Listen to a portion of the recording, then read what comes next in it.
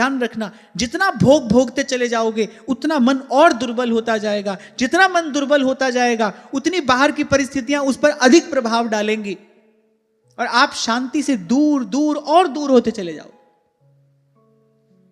अच्छी बात तो यही है, संतों की बात मान लो। थोड़ा सा समय है, इस भूल में ना पड़ना कि भाई हम तो स्वयं ही देखेंगे कि महाराज जो बात कह रहे हैं वो ठीक है कि नहीं।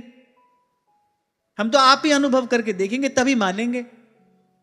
ये तो ऐसा ही हुआ कि कोई व्यक्ति कह रहा है भाई यहां मत जाना, गड्ढा है, गिर पड़ोगे, और वो कहता है नहीं भाई मैं तो गिर कर ही देखूंगा, तुम्हारी बात क्यों मानूंगा। तो अच्छी बात तो यही है, संत की बात मान लीजिए। संतों ने तो यही सिखाया, कहो नानक हम एही हवाला, कहो नानक हम एही हवाला, राख संतन के पाछे माधो माधो माधो हम ऐसे तू ऐसा, माधो हम ऐसे तू ऐसा।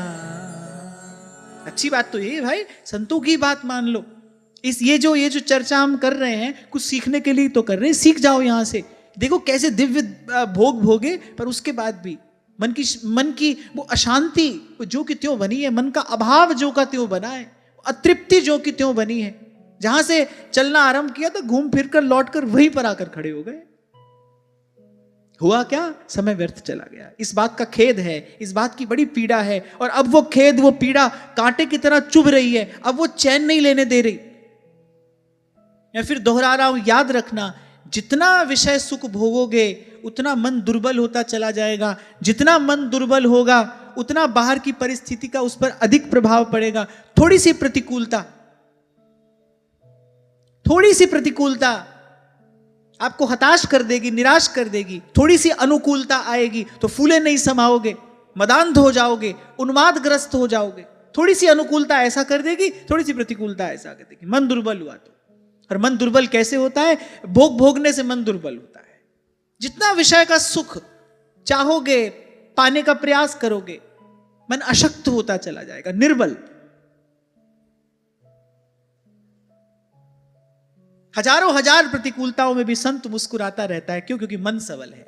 हाथ में विष का प्याला है, मीरा मुस्कुरा रही है। क्यों? क्योंकि मन शक्ति संपन्न है।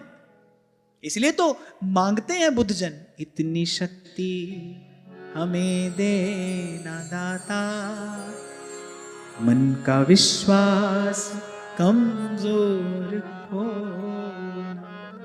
मन में विश्वास करने की योग्यता ही नहीं रहेगी। विश्वास गुरुतम वस्तु है। इस सारे अस्तित्व में सबसे भारी अगर कोई है तो विश्वास है। भगवान के विश्वास पर भक्त मृत्यु को जीत लेता है। विश्वास से बड़ा कुछ नहीं है। भक्ति का प्राण विश्वास है। मन विश्वास के योग्य नहीं रह जाएगा, क्योंकि विश्वास गुरुतम वस्तु है। मन उसको उठा नहीं पाएगा।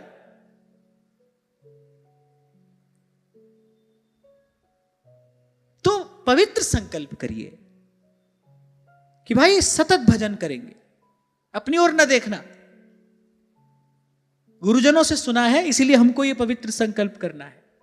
और आपके इस प्रश्न का मैंने बिना पूछे उत्तर दिया। आप कहें कि हमारा संकल्प सफल होगा, आपके सब संकल्प सफल हुए हैं, आगे भी होंगे। आपके जीवन में जो है वो आप ही के संकल्प हैं। आपने चाहा था कभी तो आपको मिला। ये जो बैठे बैठे आप सोचते हैं, विचारते हैं, चिंतन करते हैं, अपनी जीवनी शक्ति से उस भाव को पानी देते हैं, वो कभी कालांतर में जाकर फलीभूत अवश्य होता है। मेरा संकल्प हो, आपका किसी का भी हो, वो अब अवश्य फलीभूत होगा। इसीलिए तो संत कहते हैं भाई व्यर्थ के चिंतन से बचना, व्यर्थ के विचार से बचना। वो आपके भीतर कोई बीज डाल देगा, फिर उसका फल आएगा। इसी संस्कृति में उलझे रहना पड़ेगा। तभी तो ऋषि मुनि यही प्रार्थना कर रहे हैं, तन्मे मनः शिव संकल्प बस।